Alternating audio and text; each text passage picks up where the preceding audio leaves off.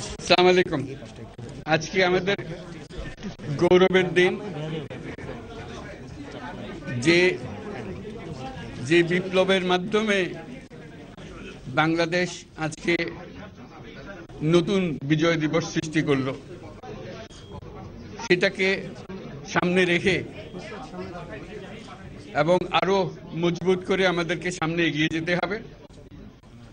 যারা এটা সম্ভব করেছে, যে তরুণ সমাজ,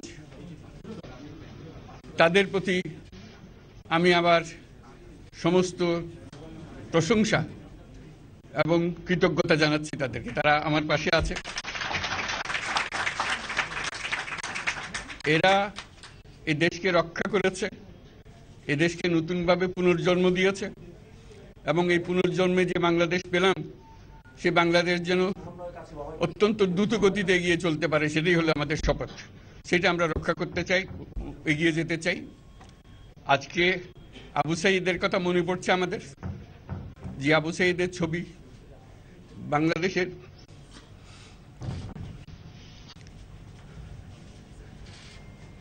প্রতিটি মানুষের মনে গেঁথে আছে। এটা কেউ ভুলতে পারবে না। কি অবিশ্বাস্য একটা সাহসী যুবক, বন্দুকের সামনে দাঁড়িয়ে আছে এবং তারপরের থেকে কোনো যুবক, কোনো যুবতী আর হার মানে নাই, সামনে গিয়ে গেছে এবং বলছি যত গুলি মারো, মারতে পারো, আমরা আছি। তো যার কারণে এটা সারা বাংলাদেশ জুড়ে এই আন্দোলন ছড়িয়ে গেছে এবং যার কারণে বাংলাদেশ এই দ্বিতীয়বার স্বাধীনতা অর্জন করলো। এই স্বাধীনতাটা আমাদেরকে রক্ষা করতেই হবে। শুধু রক্ষা করা নয়, এই স্বাধীনতার সুফল প্রতিটি মানুষের ঘরে পৌঁছাতে হবে। তা না হলে এই স্বাধীনতার কোনো দাম নেই। এই স্বাধীনতাটাকে পৌঁছানো হলে আমাদের শপথ, আমাদের যে প্রতিজ্ঞা, যে আমাদেরকে এটা করতে হবে, ঘরে ঘরে পৌঁছাতে হবে। মানুষ যেন জানে যে বাংলাদেশ স্বাধীন হওয়ার অর্থ হলো তার নিজের পরিবর্তন, ব্যক্তির পরিবর্তন, সুযোগের পরিবর্তন, তার ছেলে মেয়ের ভবিষ্যতের পরিবর্তন। এটা যেন প্রত্যেকে বুঝে নেয় এবং আজকের তরুণ সমাজকে বোঝানো যে এই দেশ এটা তোমাদের হাতে, তোমরা এটাকে তোমাদের মনের মতো করে গড়ে তুলবে। তোমরা যেভাবে স্বাধীন করতে পেরেছো, তোমরা এটাকে তোমাদের মনের মতো করে গড়তেও পারবে এবং তোমাদের দেখে সারা দুনিয়া শিখবে কিভাবে একটা দেশ, একটা তরুণ সমাজ গ্রহণ করতে পারে এবং তাকে পাল্টে ফেলতে পারে। তাদেরকে আমি বারে বারে এমনি উপদেশ দিই যে পুরনোদের বাদ দাও, তাদের এই পুরনো চিন্তা দিয়ে এটার মুক্তি আমাদের হবে না। করি সারা দুনিয়ার মধ্যে এটা হবে না। এটা শুধু বাংলাদেশের কথা না, সারা দুনিয়াকে জুড়ে কথা বলছি। তোমাদের মধ্যে যে শক্তি আছে, যে ক্রিয়েটিভিটি আছে, সৃজনশীলতা আছে, সেই সৃজনশীলতাকেও কাজে লাগাতে হবে। এটা শুধু বই খাতাটা লেখার জিনিস না, এটাকে প্রকাশ করার জিনিস, স্থাপন করার জিনিস, সেটা করা। এটা আমরা এই আজকে আমাদের পুরো কাজটা হলো, দায়িত্বটা হলো তারা যেটা অর্জন করে নিয়ে এসছে, এখন তাদেরকে দিয়ে এটাকে করিয়ে দেওয়া, আমাদের সমস্ত কাঠামোগুলো পরিষ্কার করে দেওয়া। সরকার বলে একটা জিনিস আছে, কিন্তু মানুষের কোনো আস্থা নেই। মানুষ মনে করে সরকার একটা দমন পীড়নের একটা যন্ত্র, যেখানে পায়, যেখানে সুযোগ পায় তারা একটা কষ্ট দেওয়া, তার থেকে নিংড়ে দেওয়া, যে সকল স্তরে। এটা হলো তার থেকে কেমন ভাবে সামাল দিতে হবে তাকে, একটা ভয়ের একটা জিনিস, তাকে সামাল দিয়ে চলা। এটা হলো সরকার। এটা সরকার হতে পারে না। সরকারকে দেখে মানুষের বুক ফুলে উঠবে যে আমাকে সাহায্য করবে, আমাকে রক্ষা করবে, আমার সরকার আমার জন্য দাঁড়াবে। সরকার তার জন্য দাঁড়ায় না কোনো সময়। যে সরকার হবে, সেই সরকার মানুষকে রক্ষা করবে, মানুষের আস্থাভাজন হবে। কেউ জোর করে তাকে বলার ভালো আছে এটা না। সে নিজে নিজে বিশ্বাস করবে, সরকারি লোক দেখলে বলবে আমার লোক, আমাকে রক্ষা করার লোক। সেই আস্থাটা আমাদেরকে ফিরিয়ে আনতে হবে মানুষের মনে। তাহলে মানুষও যোগ দেবে এটাতে। মানুষ এখন পিছিয়ে থাকে যে কিসের মধ্যে আমাদেরকে ঢুকিয়ে দিচ্ছে। আমরা যেন জানতে পারি যে এইটা আমরা সবাই মিলে আমরা অগ্রসর হতে পারি। একটা বড়, সারা বাংলাদেশ একটা বড় পরিবার। এই পরিবার আমরা একসঙ্গে চলতে চাই এবং আমাদের মধ্যে দ্বিধা দ্বন্দ্ব যা কিছু আছে সরিয়ে ফেলতে চাই। যারা বিপথে গেছে তাদেরকে পথে আনতে চাই, যাতে করে একসঙ্গে আমরা কাজ করতে পারি। এর মধ্যে আমরা শুনলাম, আসার পথে শুনে আসছি যে এখানে আইন শৃঙ্খলা ব্যাঘাত হচ্ছে, মানুষকে আক্রমণ করছে, ঘরবাড়ি জ্বালিয়ে দিচ্ছে, সম্পদ জ্বালিয়ে নষ্ট করছে, চুরি করছে, দিয়ে যাচ্ছে, অফিস আদালতে আক্রমণ করছে, সংখ্যালঘুদের উপর আক্রমণ করছে, হিন্দু, বৌদ্ধ, খ্রিস্টান, আহমদিয়া সবার উপর আক্রমণ করছে। এগুলো হলো ষড়যন্ত্রের অংশ, এগুলো আমাদের বিষয় না।